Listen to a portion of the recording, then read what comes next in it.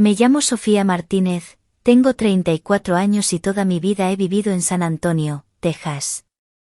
Podría decir que tenía la vida perfecta, un matrimonio estable con David Miller, un hombre blanco de 36 años, ingeniero, trabajador, serio, el tipo de hombre que cualquier suegra presentaría con orgullo en la iglesia.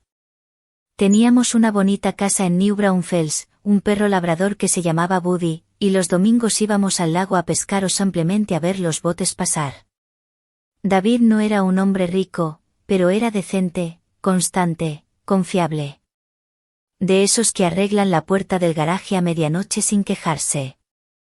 Mis amigas decían, Sofía, eres afortunada, los hombres así ya no existen. Yo sonreía, pero en mi interior, algo me faltaba. Tal vez adrenalina, tal vez sentirme vista, tal vez solo era la tentación disfrazada de rutina. Ese vacío lo llenó un hombre que jamás imaginé, Alejandro Ramírez, un mecánico mexicano que trabajaba en un pequeño taller en el lado sur de San Antonio. Lo conocí cuando llevé el coche de David a reparar. Alejandro tenía 32 años, moreno, brazos fuertes llenos de grasa de motor, una sonrisa fácil y ojos que parecían reírse de todo. Donde David era serio y prudente, Alejandro era atrevido y desbordante. Recuerdo la primera vez que me habló, mientras limpiaba sus manos con un trapo sucio. Tu marido cuida bien el carro, pero me imagino que no sabe cuidar tan bien a su mujer, ¿o sí? Me reí nerviosa.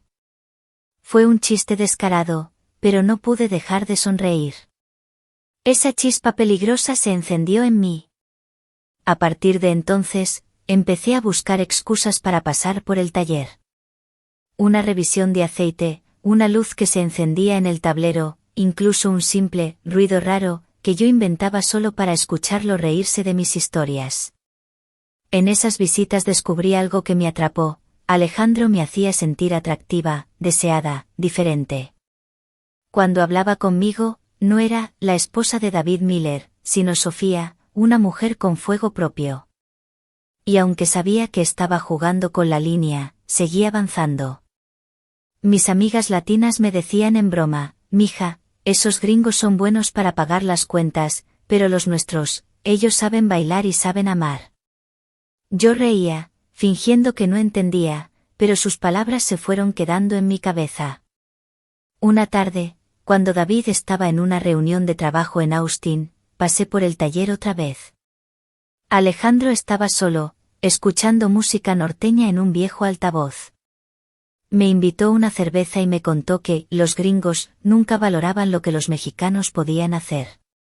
Trabajamos más duro, cuidamos más a la familia, y además, sabemos hacer sonreír a una mujer, dijo guiñándome el ojo.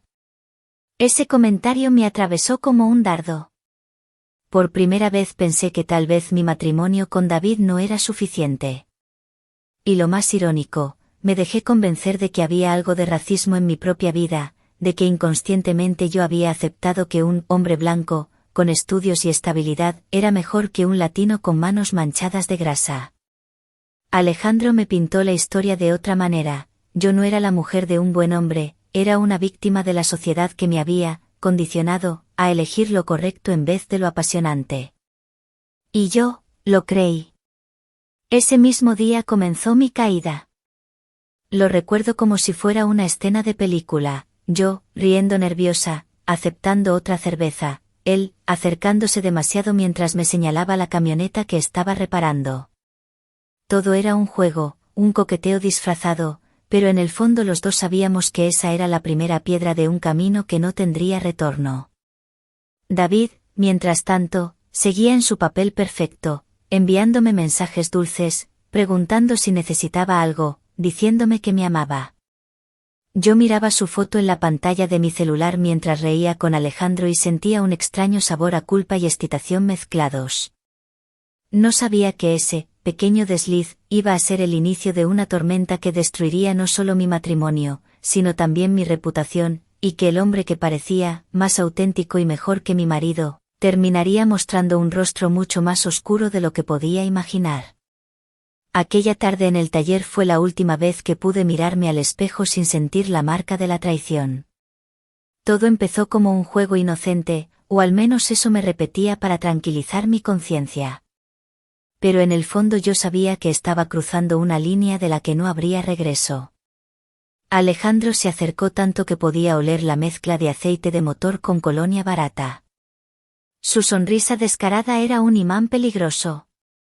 Yo reía nerviosa, pero no me apartaba. Sofía, me dijo en voz baja, tú no deberías andar con un hombre que solo sabe hablar de impuestos y seguros médicos. Mereces a alguien que te haga sentir viva. Me quedé helada. Esa frase, tan simple, era exactamente lo que yo quería escuchar, aunque jamás lo hubiera confesado. Y entonces lo permití, esa cercanía, esa mano rozando mi brazo con confianza, esa chispa que llevaba semanas acumulándose. No hubo un beso apasionado, no hubo algo digno de una telenovela. Fue más sutil, precisamente por eso, más devastador.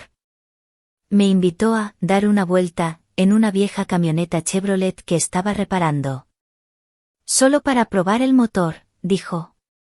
Cuando salimos por las calles tranquilas de Southtown, la música norteña sonaba en la radio y yo me dejé llevar.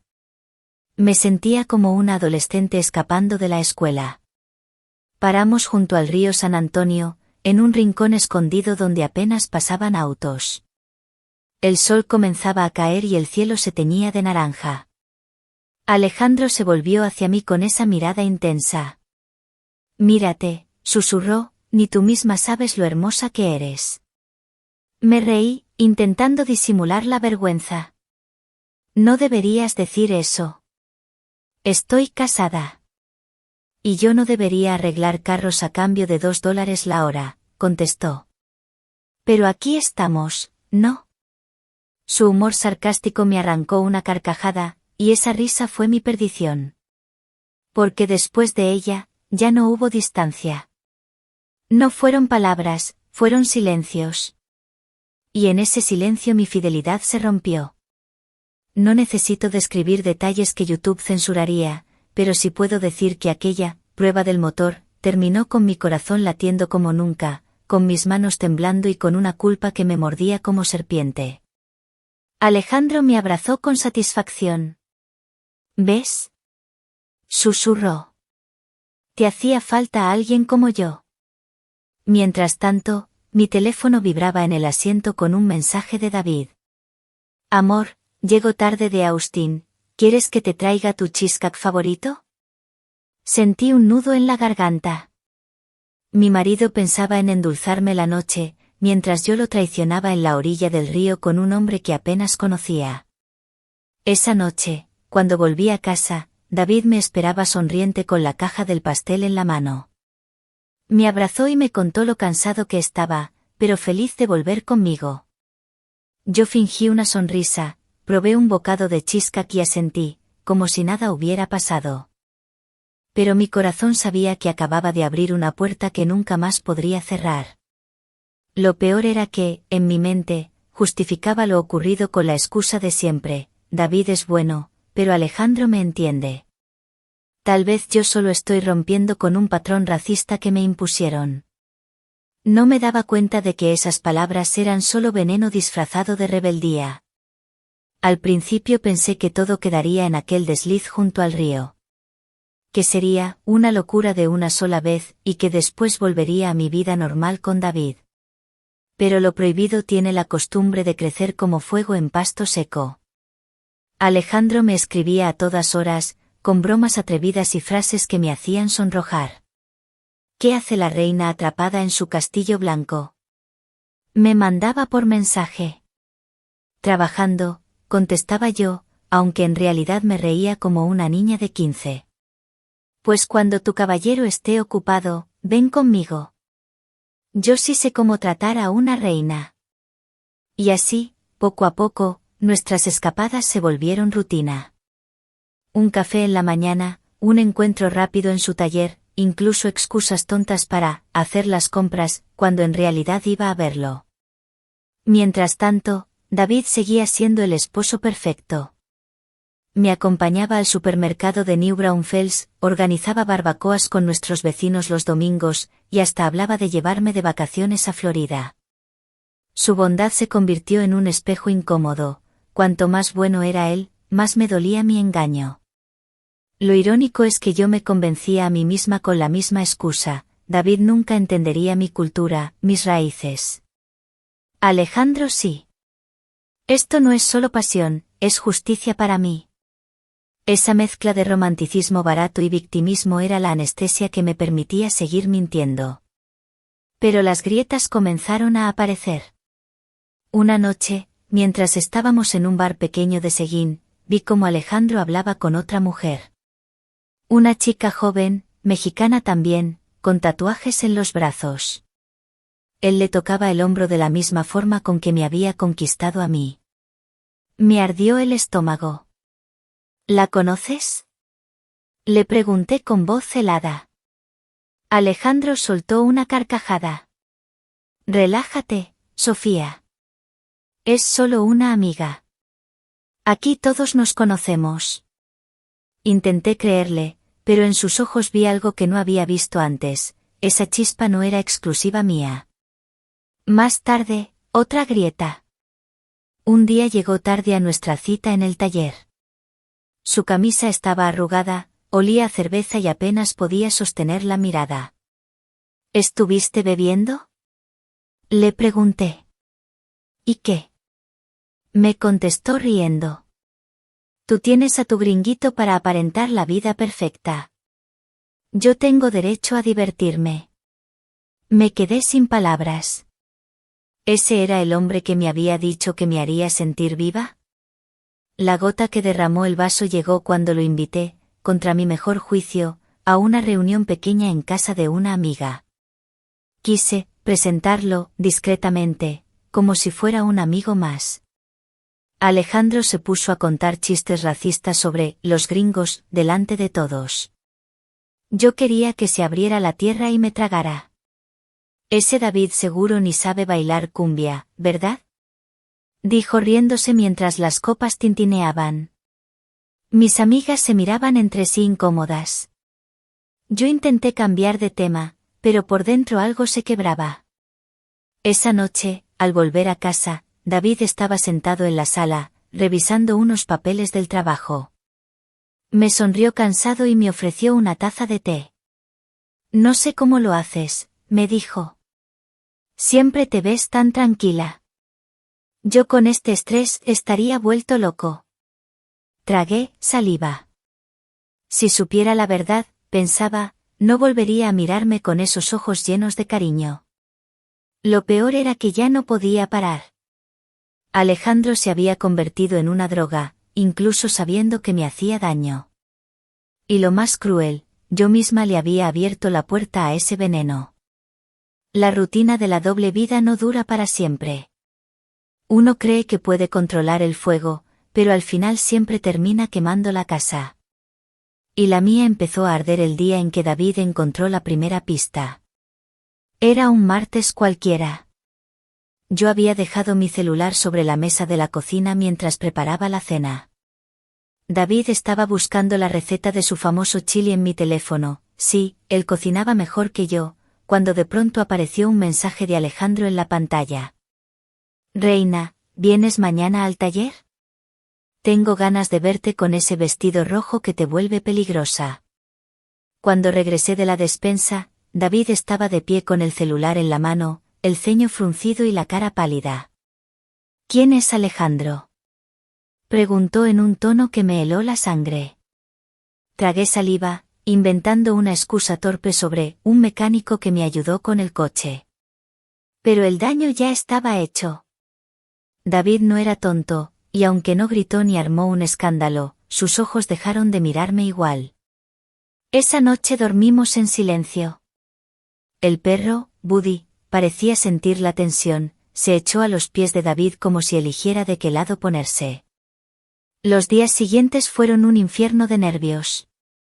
Yo intentaba actuar normal, pero David se volvía más distante. Me hacía preguntas cortas, me observaba con sospecha. Y yo, en vez de detenerlo todo, seguía corriendo hacia Alejandro como si me estuviera escapando de un incendio. No te preocupes, reina, decía Alejandro con esa sonrisa. Esos gringos siempre sospechan de todo. Tú solo disfruta la vida. Pero sus palabras no me daban paz. Al contrario, me hacían sentir atrapada en una telaraña que yo misma había tejido. La explosión llegó 2 semanas después, en una reunión familiar en New Braunfels. Estábamos en casa de los padres de David, rodeados de primos, sobrinos y tías que hablaban de recetas y de política local. Yo intentaba fingir la buena nuera perfecta, cuando mi cuñada, Sara, me miró con esa sonrisa venenosa de quien sabe demasiado. ¿Y quién es Alejandro?, preguntó con voz cantarina, pero cargada de veneno. El silencio cayó como piedra. David la fulminó con la mirada, pero ella no se detuvo. Lo vi en el H.E.B. Market contigo. Muy cerca. Demasiado cerca. Sentí que me tragaba la tierra. David dejó su tenedor y se levantó de la mesa sin decir palabra. Sus padres, confundidos, intentaron calmar la situación, pero yo ya no escuchaba nada. Salí corriendo detrás de él al estacionamiento. David, por favor, no es lo que piensas, balbuceé. Se volvió hacia mí con una calma que me dolió más que cualquier grito. No necesitas explicarlo, Sofía. Tus ojos ya lo confirmaron. Me quedé sin aire. Él subió a la camioneta y se marchó, dejándome sola en medio del estacionamiento, bajo la mirada curiosa de toda la familia Miller. Cuando llegué esa noche a casa, David no estaba. Había empacado algunas cosas y dejado solo una nota en la mesa. No sé si esto tiene arreglo. Pero ya no confío en ti. Mis manos temblaban al leerla. Yo había perdido algo mucho más valioso de lo que había encontrado en el taller de Alejandro. Lo peor es que Alejandro no me ofreció consuelo alguno. Cuando le conté lo ocurrido, se rió como si fuera un chiste. Pues ahora ya eres libre, reina. ¿No era eso lo que querías? Libre. Esa palabra, que debería sonar dulce, me supo amarga como veneno. Porque por primera vez, empecé a ver que para él yo no era más que un juego, un trofeo de barrio con el que presumir que había conquistado a la esposa del gringo. Después de la tormenta con David, pensé que Alejandro me sostendría, que sería mi refugio. Pero lo que encontré fue otra clase de tormenta, más peligrosa y más oscura. La primera señal fue casi inmediata. Empecé a pasar más tiempo con él, porque ya no tenía a dónde volver. David se había mudado a casa de un amigo en San Marcos, y me dejaba los mensajes más fríos del mundo: pasaré por el perro el sábado. Nada más. Ningún te extraño, ningún rastro de cariño. Con Alejandro era distinto, o al menos eso creía. Me recibía con sonrisas y bromas, pero pronto descubrí que su humor podía cambiar en un segundo.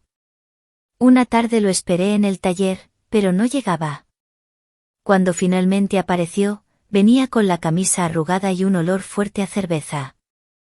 Yo le reclamé, casi llorando. ¿Dónde estabas?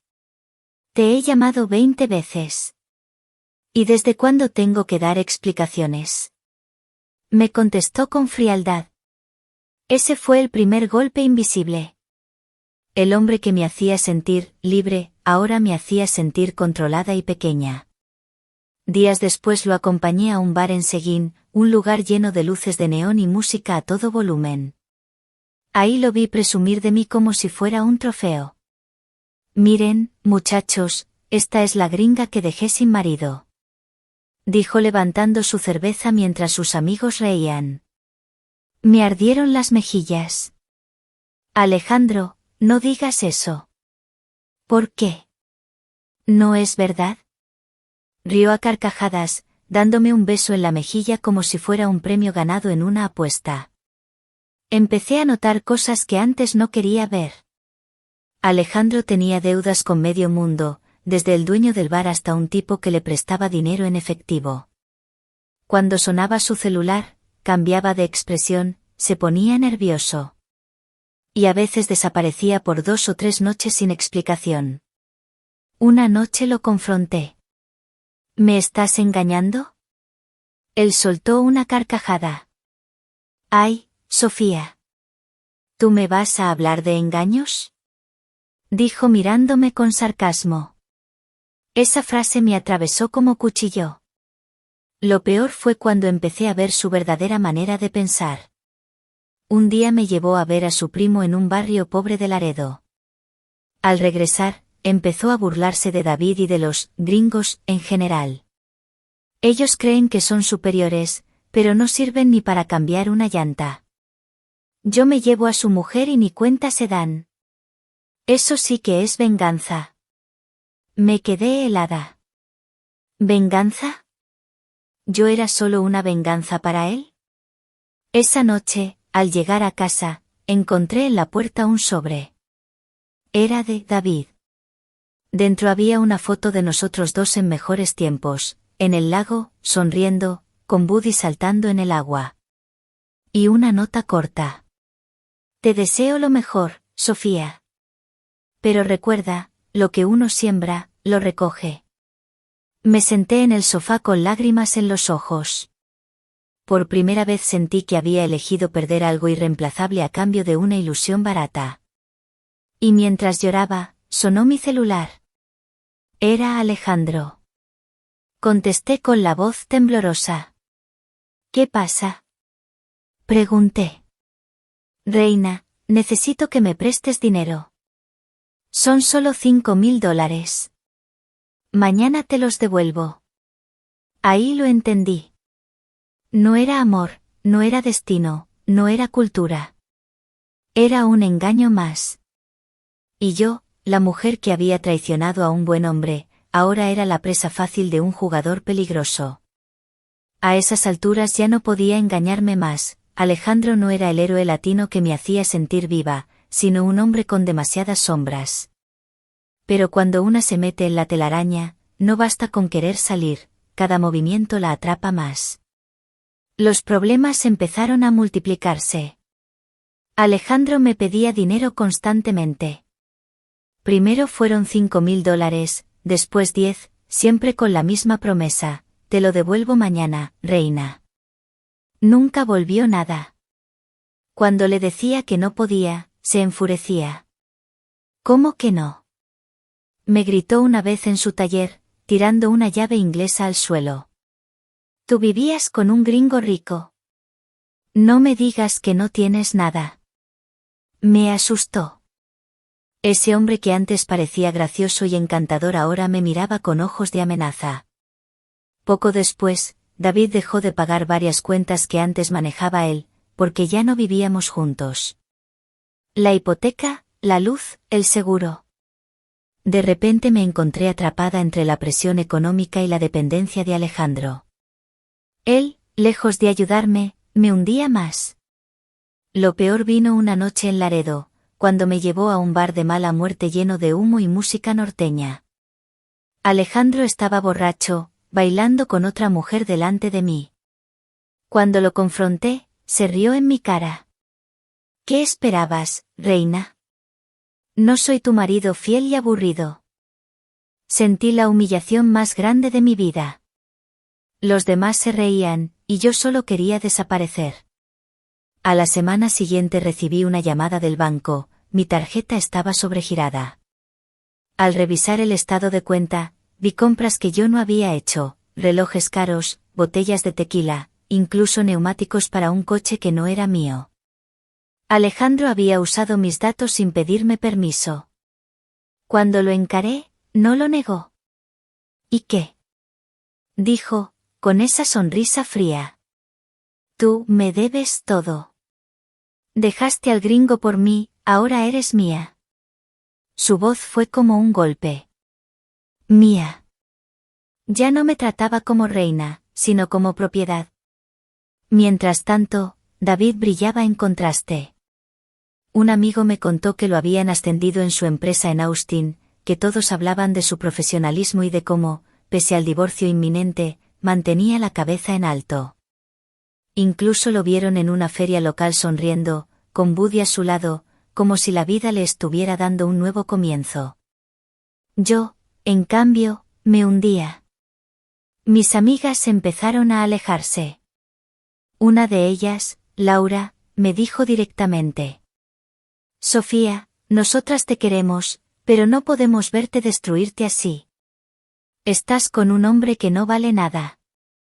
Fue como recibir otra bofetada. Lo más irónico es que Alejandro ya ni se molestaba en esconder sus traiciones. Una tarde llegué de sorpresa a su taller y lo encontré besándose con la misma chica tatuada de antes. Cuando me vio, ni siquiera se disculpó. Sofía, entiende, tú eres una, ella es otra. Así es la vida. Ese día me fui llorando, con el corazón hecho trizas. Lo había perdido todo, mi marido, mi familia política, mis amistades, mi estabilidad, y hasta mi dignidad. Y lo peor es que lo había perdido por alguien que jamás me valoró. Esa noche, al llegar a casa, encontré un sobre en el buzón. Era de un abogado. Dentro había documentos de divorcio iniciados por David. Mis manos temblaron mientras los leía. Al final de la carta había una nota escrita a mano. No te odio, Sofía. Pero este es tu camino, no el mío. Me desplomé en el suelo, abrazando esos papeles.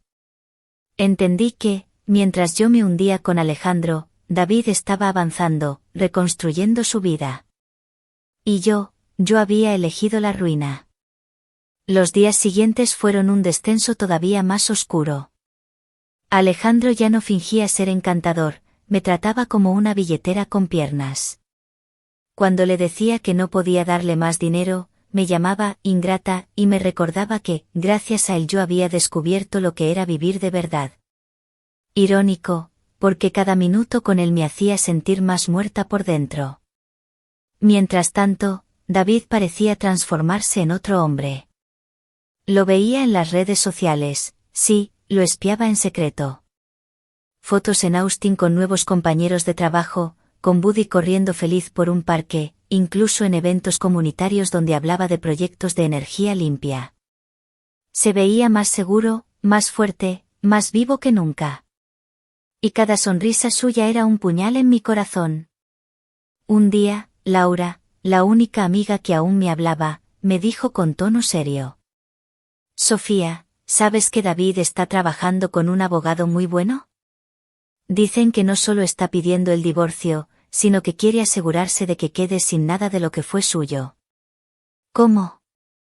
Pregunté, temblando. Sí. Y lo mejor de todo, parece que tiene pruebas. ¿Pruebas? Esa palabra me dio miedo. ¿Qué sabía David? ¿Qué había visto? ¿Me había seguido alguna vez? No tardé en enterarme. Una tarde, Alejandro entró furioso al taller con un sobre en la mano. Lo arrojó sobre la mesa, y dentro había fotos impresas, él y yo abrazados, entrando en moteles baratos, incluso una en la que me besaba en su camioneta junto al río. ¿Quién tomó esto? Pregunté aterrada. Tu ex, dijo Alejandro con una risa amarga.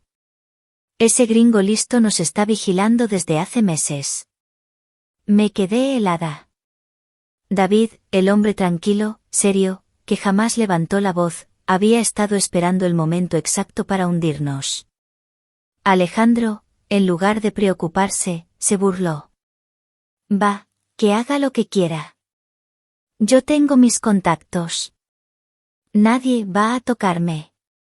Pero sus contactos eran tan reales como sus promesas de devolverme dinero. Poco después comenzaron a llegar las primeras consecuencias. El banco me notificó que varias de mis cuentas estaban bajo investigación por movimientos sospechosos. Y descubrí que Alejandro había usado mi nombre para registrar compras a crédito. Intenté enfrentarlo, pero me gritó delante de sus amigos. No seas dramática. Si los gringos tienen tanto dinero, que lo paguen.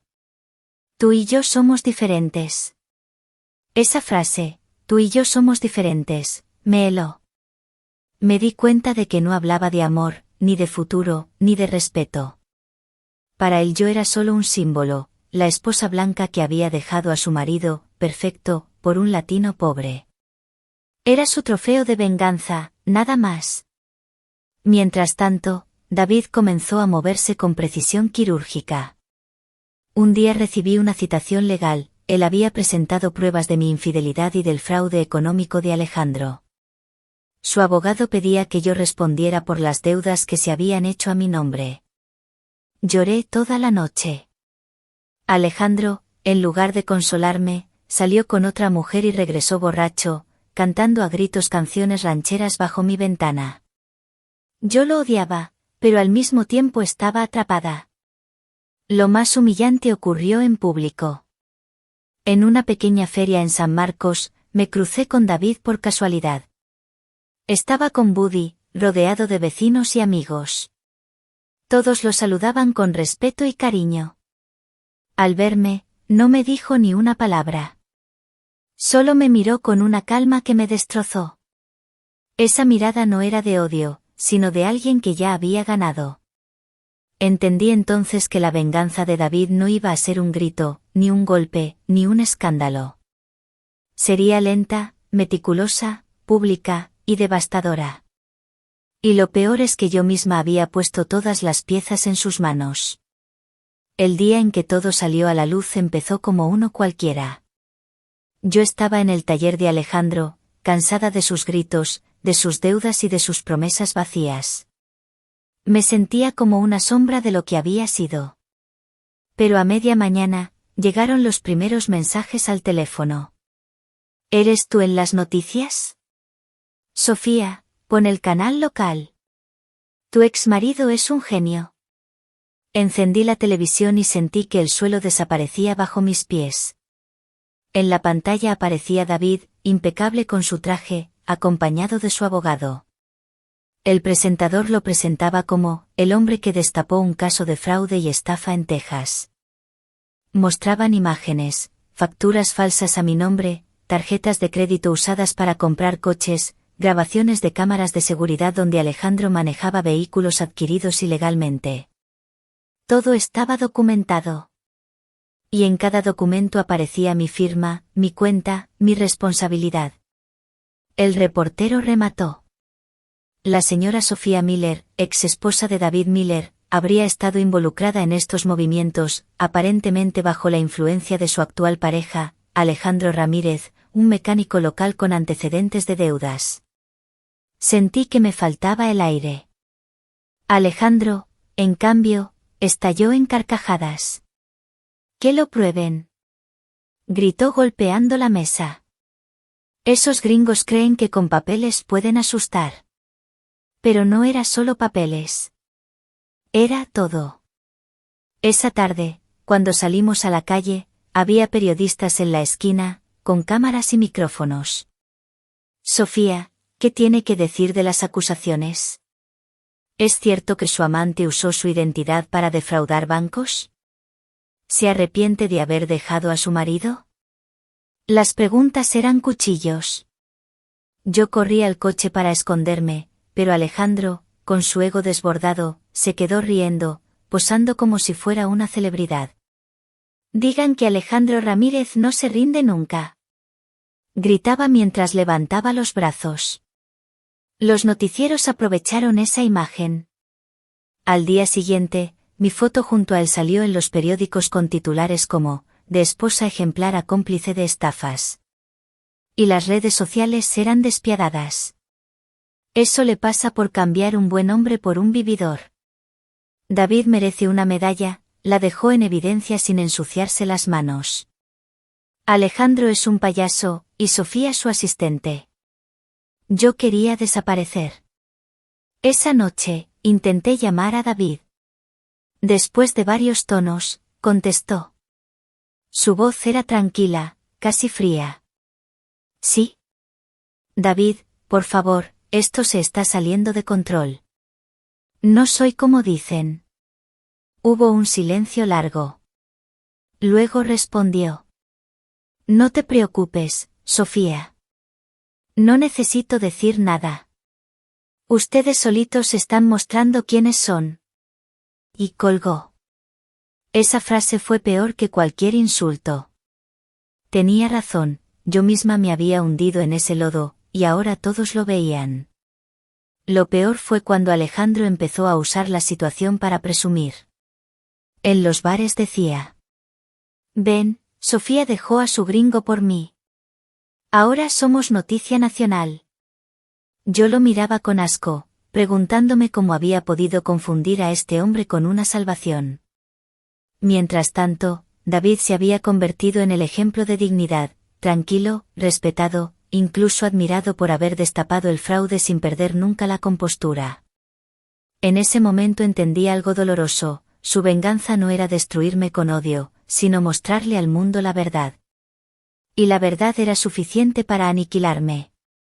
El escándalo no tardó en devorar a Alejandro.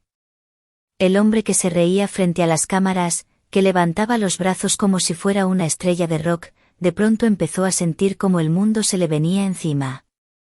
Primero fueron los bancos. Congelaron las cuentas abiertas con mi nombre, pero ligadas a sus compras.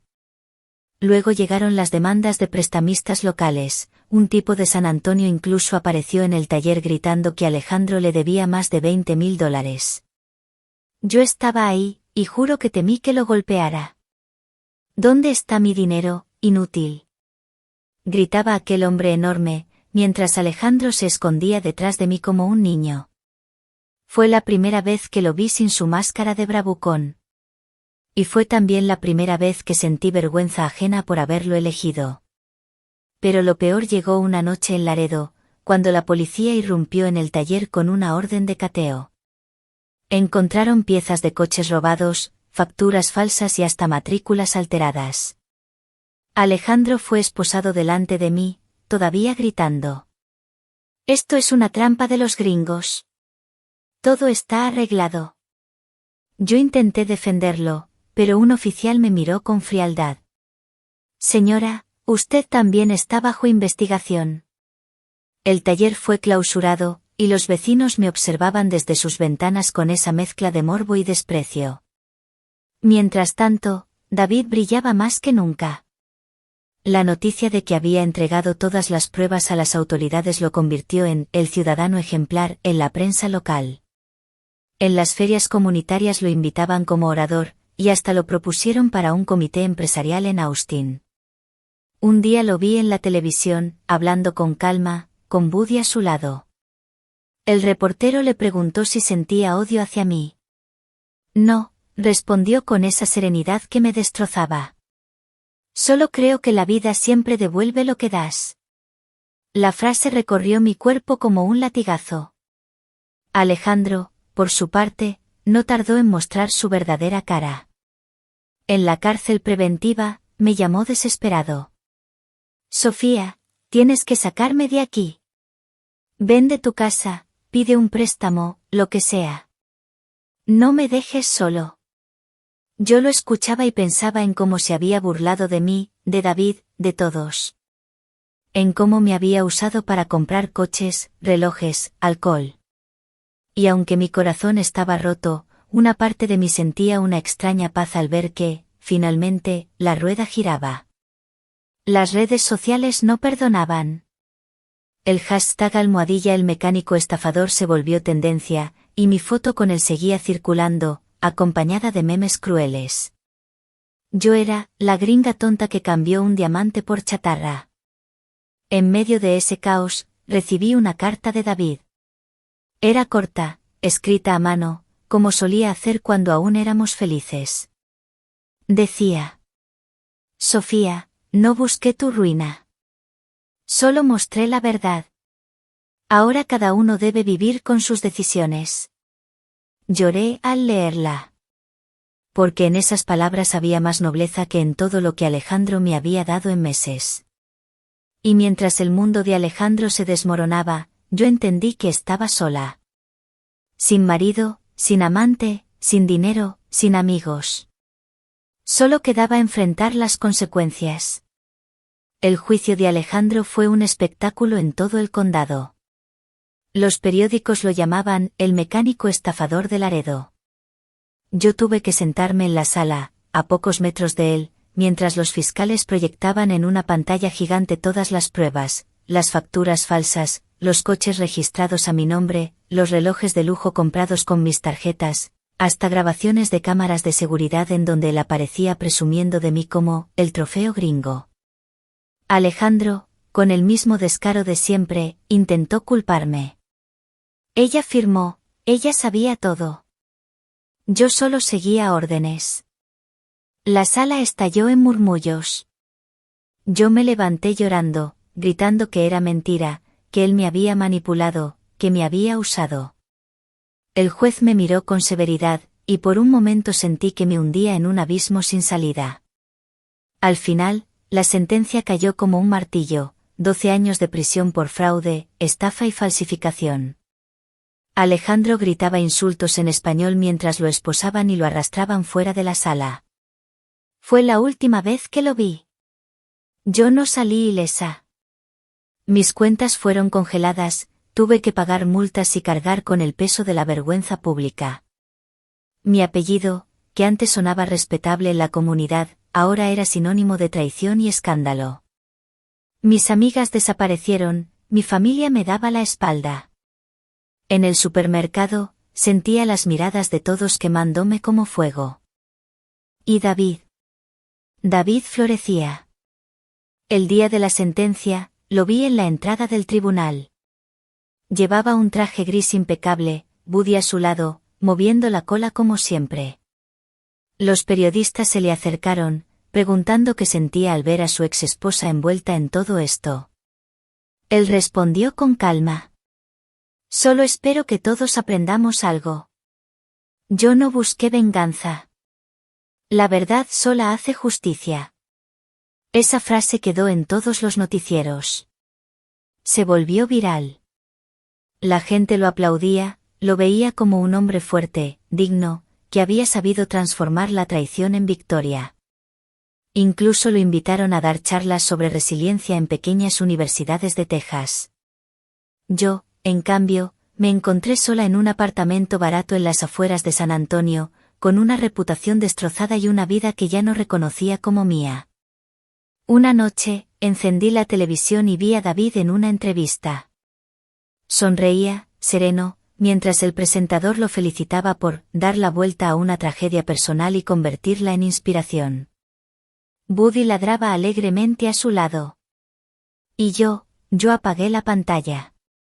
Por primera vez entendí que no había perdido solo a un buen hombre. Había perdido mi lugar en una vida decente, y lo había cambiado por una mentira que me dejó sin nada. El precio de mi racismo disfrazado de aventura, de mi soberbia, de mi traición, había sido la ruina total. David, en silencio, había vencido.